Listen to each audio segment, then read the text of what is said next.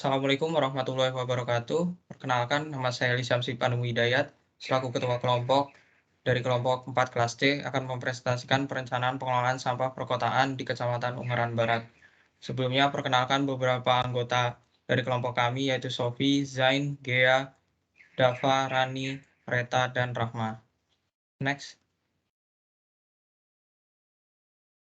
Yang pertama adalah latar belakang, di mana sampah merupakan salah satu masalah utama di Indonesia yang sampai saat ini belum terselesaikan. Sampah harus diolah secara efektif dan efisien oleh seluruh pihak terkait, baik masyarakat maupun pemerintah. Namun, permasalahan sampah tidak bisa dihindari seiring pertumbuhan penduduk dengan pola konsumsi yang terus berubah. Berdasarkan data di Sistem Informasi Pengelolaan Sampah Nasional atau SIPSN, timbulan sampah yang dihasilkan Kabupaten Semarang pada tahun 2021 mencapai 192.189 ton per tahun, dengan hanya 94.403,77 ton per tahun sampah yang dikelola. Tak hanya itu, fasilitas pengolahan sampah lain seperti komposting tingkat RT atau RW, pusat daur ulang, dan sumber energi juga belum terdapat di Ungaran Barat. Pada tahun 2021, total ada 237,25 ton sampah per tahun yang diterima di TPS 3R Sokaku Asri, di mana TPS 3R satu-satunya di Kecamatan Ungaran Barat, dan hanya 29,57 ton sampah per tahun yang dikelola pada tahun 2021. Pada Undang-Undang Nomor 18 Tahun 2018 disebutkan pemerintah dan pemerintahan daerah bertugas menjamin terselenggaranya pengelolaan sampah yang baik dan berwawasan lingkungan dengan tujuan meningkatkan kesehatan masyarakat dan kualitas lingkungan serta menjadikan sampah sebagai sumber daya. Next. Baik, selanjutnya ada tujuan perencanaan. Tujuan operasional merupakan hal yang penting dalam suatu perencanaan, di mana melalui tujuan operasional, suatu perencanaan beserta tahap-tahapannya akan terlaksana sedemikian rupa dan dapat mencapai tujuan yang diinginkan. Adapun 3 tujuan perencanaan, yang pertama ada mengetahui banyak jumlah timbulan sampah, yang kedua ada menganalisis kondisi existing sistem pengelolaan sampah, yang ketiga ada merancangkan perkembangan sistem pengelolaan sampah yang sesuai di Kecamatan Ungaran Barat sesuai dari kelompok kami yang gunakan. Berikut, next. Selanjutnya ada gambaran Kecamatan Ungaran Barat secara umum. Secara geografis, Kecamatan Ungaran Barat terletak di antara 7 derajat 11 menit, 0,1 derajat 16 menit 81 detik lintang selatan dan 110 derajat 41 menit 25 detik ujung timur. Kelurahan yang Sari, Cenderejo, Nyatu, Minuk, Ungaran, dan Pergi, Kalisti, dan Berjuang. Pada tahun 2020, jumlah penduduk Kecamatan Ungaran Barat yaitu 81.075 jiwa, dengan jumlah laki-laki sebesar 47.000 jiwa dan perempuan 41.001 jiwa. Di sebelah kanan ada peta administrasi Kecamatan Ungaran Barat. Next. Yang berikutnya ada metodologi perencanaan. Yang pertama ada tujuan perencanaan dan perancangan operasional. Di sini ada 2 tujuan operasional. Yang pertama, analisis kondisi existing sistem pengelolaan sampah wilayah Kecamatan Ungaran Barat. Dan yang kedua, ada merencanakan sistem atau program pengelolaan sampah wilayah Kecamatan Ungaran Barat. Next. Yang berikutnya ada waktu dan lokasi perencanaan. Untuk waktu perencanaannya pada tanggal 17 Februari 2022 hingga 24 Maret 2022 sesuai dengan waktu perkuliahan. Sedangkan untuk lokasi perencanaan terletak di Kecamatan Ungaran Barat, Kabupaten Semarang, Jawa Tengah. Next. Yang berikutnya ada teknik pengambilan sampel. Yang pertama, lokasi pengambilan sampel. Lokasinya terletak di pemukiman yang berada di wilayah Kecamatan Ungaran Barat berupa perumahan permanen, semi-permanen, dan non-permanen. Yang kedua ada alat pengambilan sampel berupa plastik bag, masker, sarung tangan, timbangan, meteran, dan alat pengukur volume ukuran 20 x 20 x 100 cm. Next. Yang berikutnya ada cara pengambilan sampel. Di sini terdapat 3 perhitungan. Yang pertama ada perhitungan jumlah jiwa, perhitungan jumlah sampel, dan penentuan sampel dengan masing-masing rumus tertera pada slide. Next.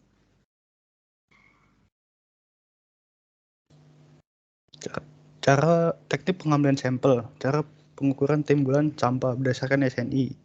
Ketentuannya ialah yang pertama adalah satuan yang digunakan dalam pengukuran timbulan sampah adalah volume basah ialah liter per unit per hari, berat basah kilogram unit per hari. Yang kedua, satuan yang digunakan dalam pengukuran komposisi sampah adalah persen basah dibagi asal. Yang ketiga, jumlah unit masing-masing lokasi pengambil contoh timbulan sampah. Yang keempat, metode pengukuran contoh timbulan sampah, yaitu sampah terkumpul diukur volume dengan wadah pengukur 40 liter dan ditimbang beratnya. Yang kedua, sampah terkumpul diukur dalam bak pengukur sebesar 500 liter dan ditimbang beratnya, kemudian dipisahkan berdasarkan komponen komposisi sampah dan ditimbang beratnya. Next.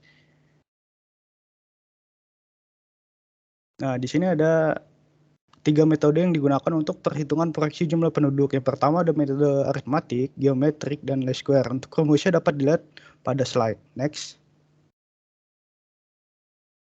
Nah, di sini ada proyeksi timbulan sampah yang dapat dihitung dengan menggunakan persamaan sebagai berikut. Dapat dilihat di slide. Next. Selanjutnya untuk kondisi existing pengelolaan sampah di Kecamatan Ungaran Barat. Yang pertama untuk sistem pewadahan sampah menggunakan beberapa media seperti yang ada di gambar. Di sini diketahui bahwa terdapat beberapa kriteria yang tidak sesuai, yaitu kedap air dan udara.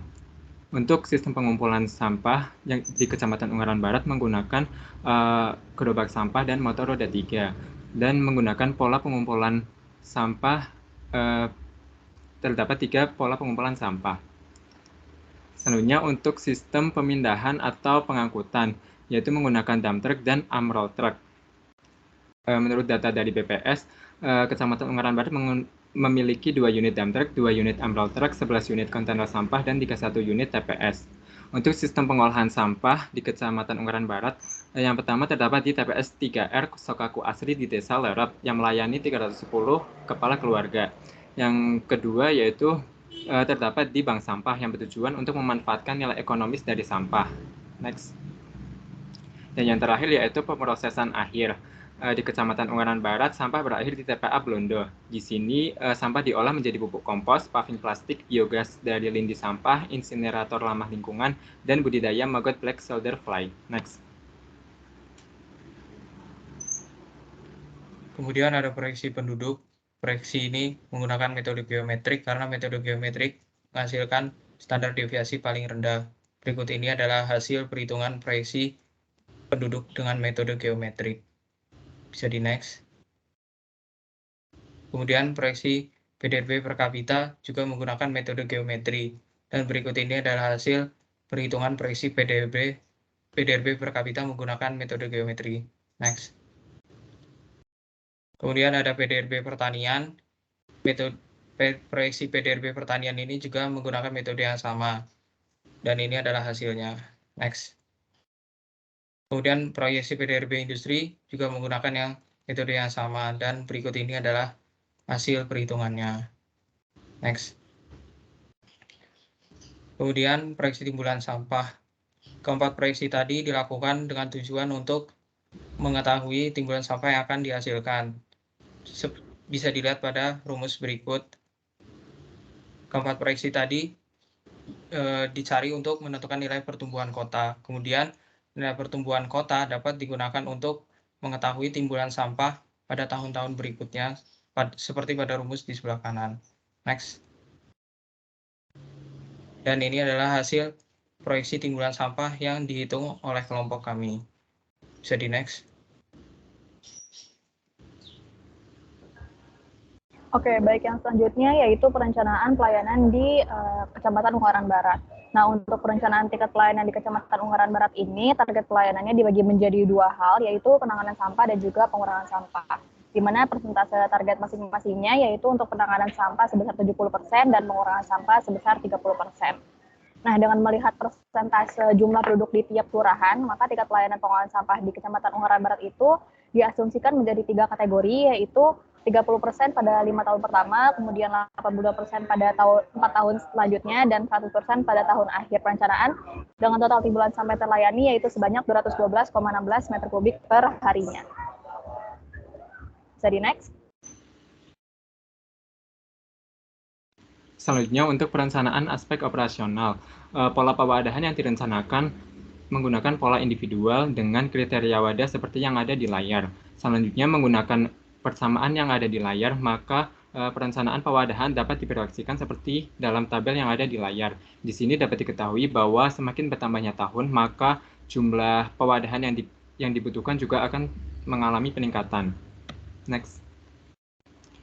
Selanjutnya untuk perencanaan pengumpulan sampah di Kecamatan Ungaran Barat menggunakan pola komunal langsung dengan kriteria motor roda 3 seperti yang ada di layar. Selanjutnya menggunakan persamaan yang ada di layar, maka perencanaan pengumpulan dapat diproyeksikan seperti dalam tabel. Di sini juga dapat diketahui bahwa semakin bertambahnya tahun, maka sarana pengumpulan yang dibutuhkan juga akan mengalami peningkatan. Next.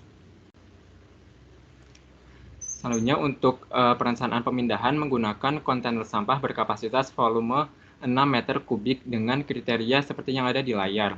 Selanjutnya dari data jumlah timbulan sampah, maka dapat dihitung sarana pemindahan yang dibutuhkan seperti dalam tabel. Di sini juga dapat diketahui bahwa pada awal tahun perencanaan membutuhkan 15 total sarana pemindahan, selanjutnya pada tahun 2026 bertambah menjadi 24 unit, dan pada tahun 2030 bertambah menjadi 30 unit. Next. Dan yang terakhir yaitu pengangkutan menggunakan AMROL truck berkapasitas 6 meter kubik, seperti yang ada di layar. Selanjutnya menggunakan persamaan yang ada di layar, maka perencanaan pengangkutan juga dapat diproyeksikan seperti dalam tabel. Di sini juga dapat diketahui bahwa semakin bertambahnya tahun, maka sarana pengangkutan yang dibutuhkan juga akan mengalami peningkatan. Next.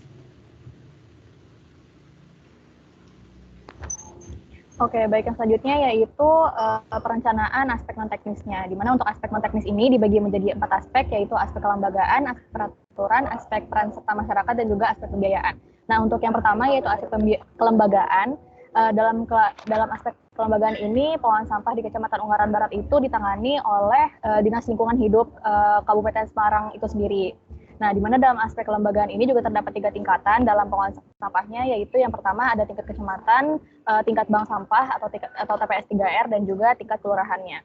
Dan yang kedua yaitu aspek peraturan, di mana untuk aspek peraturan ini, untuk peraturan utama yang dijadikan pedoman untuk pengelolaan sampah itu Peraturan Daerah Kabupaten Semarang Nomor 2 Tahun 2014 tentang pengelolaan sampah rumah tangga dan sampah sejenis sampah rumah tangga, dan sisanya bisa dilihat pada PPT berikut. Nah, untuk yang ketiga ini yaitu aspek peran serta masyarakat, di mana pada aspek peran serta masyarakat ini terdapat beberapa perencanaan yang dapat dilakukan, yaitu bisa dilihat pada PPT berikut. Dan akan tetapi untuk aspek peran serta masyarakat ini akan berhasil jika balik ke kesadaran dari pribadi setiap masyarakat itu sendiri. Bisa di next. Dan yang terakhir ini yaitu aspek pembiayaan. Nah, untuk perencanaan pembiayaan pengelolaan sampah di Kecamatan Ungaran Barat ini terdapat 4 aspek pembiayaan, yaitu ada biaya pengumpulan sampah, kemudian biaya pengangkutan, rancangan anggaran biaya konstruksi TPS, dan juga biaya retribusinya. Nah, untuk biaya pengumpulan sampah di sini harga satuan dari alat pengumpulan sampah yang dibutuhkan yaitu sebesar 46 juta rupiah, dan untuk biaya pengangkutan sampahnya, untuk harga satuan dari alat pengangkutan sampahnya itu dibutuhkan sebesar 400 juta rupiah. Nah, bisa di next. Dan untuk selanjutnya yaitu yang ditampilkan ini merupakan tabel perhitungan rancangan biaya konstruksi TPS-nya dan juga biaya retribusinya. Jadi next. Kesimpulannya, pada tahun 2020 timbulan sampah Kecamatan Ungaran Barat yaitu sebesar 64.146 meter kubik per tahunnya. Diperkirakan pada tahun 2030 memiliki timbulan sampah sebesar 78.789 meter kubik per tahunnya. Nah, pada perencanaan pengelolaan sampah Kecamatan Ungaran Barat ini kita merencanakan motor roda 3 sejumlah 69 unit, pekerjaannya 69 orang, kontainer 30, AMROL truknya 6 unit. Next. Sekian dan terima kasih. Mohon maaf apabila ada kesalahan. Wassalamualaikum warahmatullahi wabarakatuh.